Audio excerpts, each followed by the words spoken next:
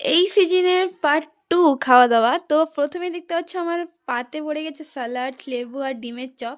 তারপর পড়ে গেছে ফ্রাইড রাইস আর চিলি চিকেন। ফ্রাইড রাইসটা দারুণ ছিল। আমি ডবল নিয়েছিলাম। কিন্তু চিলি চিকেনটা ড্রাই খুবই ভালো কিন্তু প্রচণ্ড ঝাল লাগে, স্পাইসি করেছে। আমার তো ঝাল লেগেছে খুব। তো আজকে আমার মা আমার সামনে খেতে বসছে আর আমার মায়ের সামনে আমি একটুও ভয় পাই না। পুরো বলতে পারো আমার মা আমার বেস্ট ফ্রেন্ড। তো মা কেমন খাচ্ছে আজকে আমি দেখাতে থাকবো। তারপর পড়ে গিয়েছিল আলু ভাজা, ডাল আর ঝিঙা আলুর পোস্ত। তাতে চিংড়িও ছিল। ঝিঙা আলুর পোস্তটা দারুণ ছিল।